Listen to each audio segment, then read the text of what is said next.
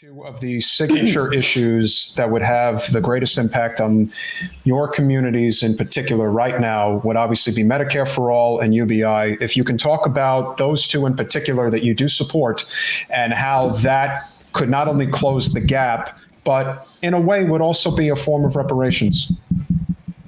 Well, I think we have to take a look at it and really understand what UBI really does, right? It's a consistent payment that's going to each individual, and it's based on how much money we have from taxes. Tax dollars, understand, everyone pays tax dollars.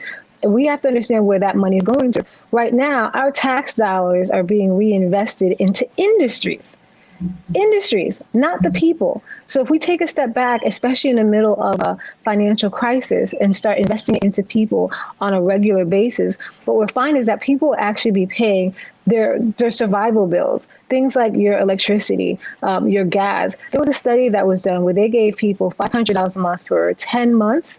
And with that, what they spent it on? They spent it on gas, groceries, electricity, and like clothing. Yeah. What are we saying for ourselves as a country? If we're the richest country in the world, why are people just taking $500 trying to survive? Those are the basic skills, the basic things we need to live. And this is where we have to start being for the people and not against the people. What I'm proposing is $1,000 at least for us to get out of this economic disaster that we're in. And after we do, then we can reassess and see how much more we can give. Reparations has to be something that's totally given to African Americans who are descendants of slavery. And the reason why it isn't really the same of UBI is because UBI gives it to everybody. But there is a special place for people who have been consistently taken advantage, consistently positioned against each other and not giving the same amount of treatment. Even how we showed you the map, how it was cut out. Those are areas that were post-segregation. Still to this day, no development, nothing going in there. We have to recompense, pay people back for the damage that we've done. We've done that for everybody who the United States has damaged. They have given them reparations, from the Japanese, from even demanding it for other races. So why not give it to the people who built this country, which are African Americans? I don't believe in reparations for every person of color. It has to be for the African American community.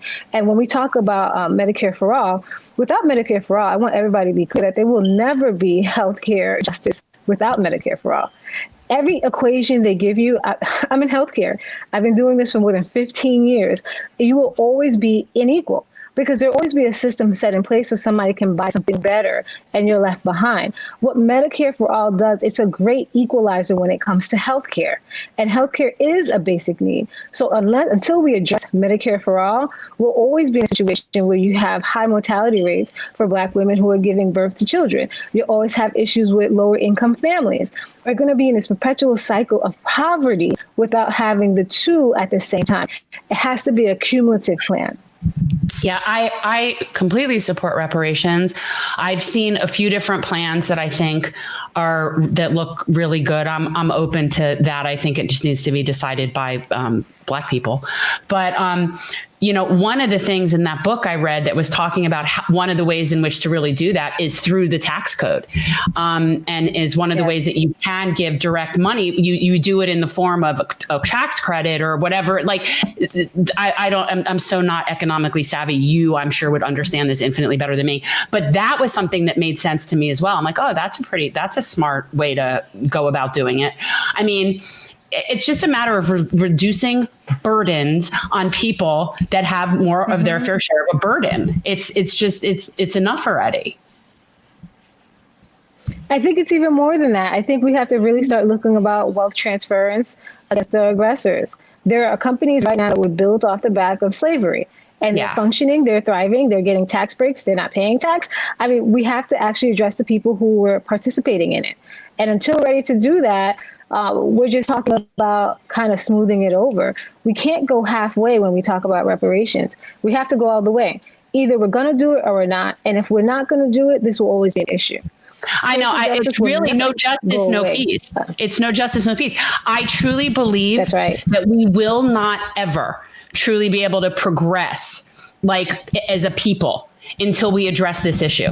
I just don't. I don't think we're going to be able to prosper. Right. I don't think we're going to be. I think you have got to clean up your mess, or at least remedy as best as you can current before anything else is going to happen. So I just feel like we're going to be living in what I call like the bad karma until people recognize that we have to compensate for this. It has to happen. And without that, there's no justice. Another thing I want to mention, I don't think the younger generations, how close we were to slavery. Our grandparents witnessed, lived in it. So what that means is, that adult or grandparent who lived and had slaves, their kids saw that. The way they thought, they passed on that thinking to their children. So our children, are starting a newer slate. But, for our generation, we were hearing that. I mean, when we grew up, interracial dating wasn't something that people did because we were too close. The proximity generational wise was too close. So you were raised by people that suffered collective trauma. And yes. And here's the thing, like, to some extent, I do understand that. My grandparents were post-Holocaust, and their mentality was very fear-based, very suppressed, very fear-based, very gotta look out for ourselves, gotta, protect, and that is, I was raised by people that were raised in fear of the Holocaust and that could happen at any time. And that kind of sort of fear-based thinking, it tarnishes each following generation in terms of their perspective. And so what Sheila's saying is so true. You're only maybe 2 generations removed from somebody who remembers somebody standing on a plantation. This is not that long ago, and it's collective trauma. It's interesting because when Martin Luther King gave his speeches about having a dream, or even the last book he wrote about economic justice, back then people were like, yes, we wanted it, but I don't think anybody realized how difficult it would be with that generation living. It's impossible with that generation who was used to acquiring wealth off the backs of people. This is why we have a problem raising the minimum wage, because they have an expectation that I barely pay you to work for me. This is what they've seen all their lives. And this is why I feel like the biggest hope is the hope for tomorrow, because our children can never say that, you saw taking advantage of people as being normal. That is not the norm. And every day we get up and fight for the minimum wage, every day we get up and fight for UBI, is when we're enforcing to the generations to come equality and not taking advantage of people. You shouldn't expect people to work for minimums just because you said so, just because you want to be rich. That is no longer the standard. So I'm excited because I truly believe that this is our generational work. It's to make sure finally we have healthcare equality and we have economic justice. And we could do that now because those older people who were stopping us, they're gone. Thanks for watching. If you want to support our mission to transform politics into service, please like this video, subscribe, follow us on social media, and consider joining our Patreon, where you'll get early access to our interviews as well as other exclusive content. Links are in the description. Peace out.